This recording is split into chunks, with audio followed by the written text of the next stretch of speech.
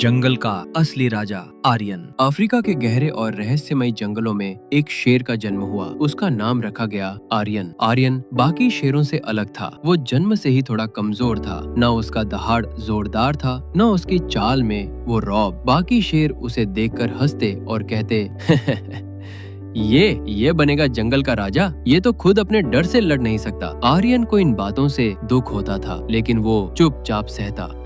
उसका मन हमेशा सवाल करता, थॉटफुल, क्या मैं वाकई कमजोर हूँ? क्या मैं कभी कुछ बड़ा नहीं कर पाऊंगा? वो जंगल में अकेले घूमता, झील के किनारे बैठकर अपने आप से बातें करता और आसमान की ओर देखकर एक उम्मीद पालता, होपफुल। एक दिन मैं भी कुछ कर दिखाऊंगा। एक दिन की शुरुआत और एक नई चुनौती। एक सुबह जंगल में हलचल मच गई। शिकारी जंगल में दाखिल हो चुके थे। बड़ी बड़ी जीपें, बंदूकें और जाल लेकर वे जानवरों को पकड़ने आए थे। डर के मारे हिरन, जेब्रा, बंदर सब इधर उधर भागने लगे। आर्यन भी भागना चाहता था, लेकिन तभी उसकी नजर एक नन्हे हिरन पर पड़ी। वो एक जाल में फंस चुका था और जोर जोर से मदद के लिए चिल्ला रहा था। चारों तरफ सन्नाटा था। कोई जानवर उसकी मदद के लिए नहीं आया। आर्यन के दिल की धड़कन तेज हो गई। उसका मन कह रहा था, भाग जाओ, खुद को बचाओ, लेकिन उसकी आत्मा कह रही थी, रेजिल्यू, अगर आज तू चुप रहा तो सारी उम्र पछताएगा। और तभी पहली दहाड़, एक नई शुरुआत। आर्यन ने अपनी पूरी ताकत से दहाड़ मारी। रॉर! उसकी आवाज जंगल के कोने कोने में गूंज उठी। शिकारी चौंक गए। वे सोच भी नहीं सकते थे कि कोई शेर इतने पास आ गया है। आर्यन तेजी से आगे बढ़ा। वो डर रहा था, लेकिन रुक नहीं रहा था। उसने शिकारी के सामने खड़े होकर गुर्राया, रॉ! उसके चेहरे पर अब कोई डर नहीं था, सिर्फ आग थी, आत्मविश्वास था। शिकारी बंदूकें उठाई, लेकिन तभी जंगल के और जानवर शिकारी पीछे हट गए। उन्होंने बंदूकें उठाई, लेकिन तभी जंगल के और जानवर एक एक करके सामने आने लगे। हाथी, तेंदुआ, भालू, जिराफ, सभी ने आर्यन की दहाड़ सुनी थी।